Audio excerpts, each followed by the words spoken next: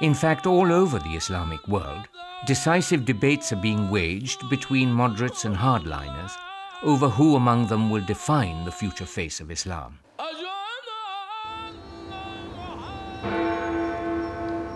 One such debate is being waged in Britain, especially in the aftermath of the 9/11 attacks.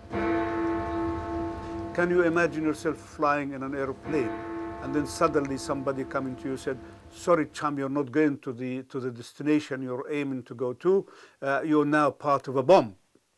I mean, that's something that no one can condone at all. When I made my statement of condemnation about what happened in America on the 9/11, the mosques in this country, which are well over 1,000 mosques, all of them joined with me, except two mosques. Those that fully practice al-Islam, these people cannot fall to temptation. One of those two mosques was the Finsbury Park Mosque in London, where the Egyptian-born Muslim cleric Abu Hamza preaches. This mosque has been reported to be notorious for the radicalism of its message and the number of suspected terrorists who worshipped here. Hamza himself is missing a hand and an eye. Injuries, he says, he sustained while tackling a landmine in Afghanistan. After the attacks on 9/11, Hamza had said that if the plane hijackers had carried out the attacks in the name of Islam, then their martyrdom is the highest form of jihad. The vocabulary that people like Osama bin Laden use, or his counterparts, is completely counterproductive. I don't think that the grievances of the Muslim countries can be redressed through violence. I believe that you have to wage democratic struggles. You have to wage secular struggles. Self-appointed defenders of the faith, like Abu Hamza and Osama bin Laden, appropriate jihad to justify their agenda of violence. On the other hand, Islamic scholars like Maulvi Allahad in Ghazni, Afghanistan, quote from the Quran to put the concept of jihad in its proper perspective. Si rawalali ya nafs bal nafs biya kuma qisasa qisasi pchabani ya biya kuma pasada selman jawli la katol khalq selman jawli aw tsuk rawalali ki sabab di hayati yum mu'min kigi aga das misal ri katol khalq zwandi kigi. Experts argue that another factor radicalizing segments of the Muslim world is the growing perception of their being marginalized by what they see as American double standards in international politics. I think this anger is also related to what they see as America's double standards. Again, related to the Palestinian issue, but it's part of something much bigger. The perception is that somehow when it comes to Muslims, they don't apply the same standard. To the Muslim world, the issue of Palestine remains an emotional one. Here, jihad is led by Hamas, established in Gaza in the late 1980s. Its name is an acronym for Islamic Resistance Movement. But it also means zeal in Arabic.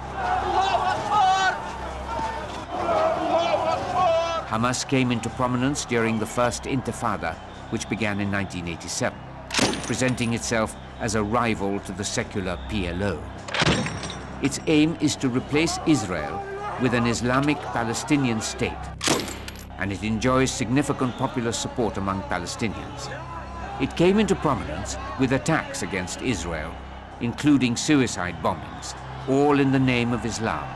But does the Quran justify these suicide attacks?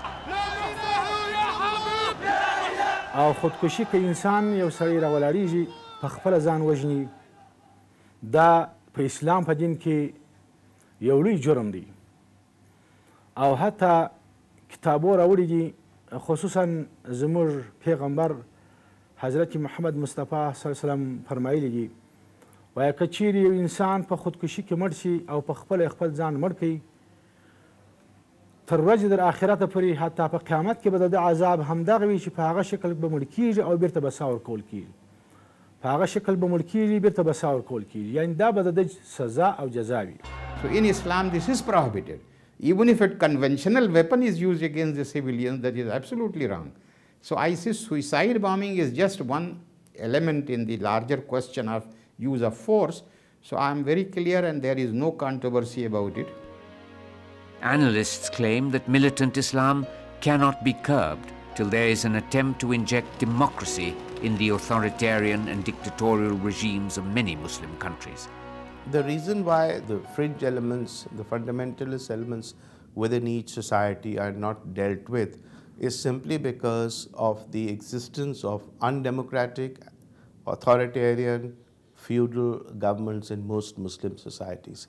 I think the real problem today facing the Muslim countries, a problem that the Muslim intelligentsia must address, is not militancy, not Islamicism, but the absence of democracy. The Muslim world is today in turmoil. The fringe radical movement has in recent times occupied far greater media and mind space than it deserves. Thus alienated, these moderates feel they are unable to mount a robust challenge posed by the fundamentalists. I think the moderates do voice their views. One thing which really is the fault of the media, here is not our fault, the people who really want to speak sense, is not moderate, I would say mainstream, I'd rather call it mainstream. The mainstream is not given the scope in the media that it deserves. Why?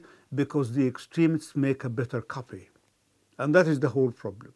The extremists make a better copy. If you come and say, well, I'm going to blow up something or I'm going to do that, then you get immediately attention.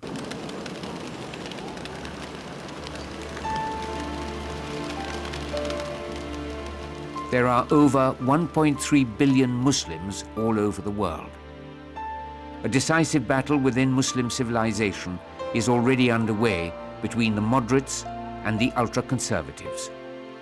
This battle is for the very soul of Islam. For moderate and progressive Muslims, this jihad has only just begun.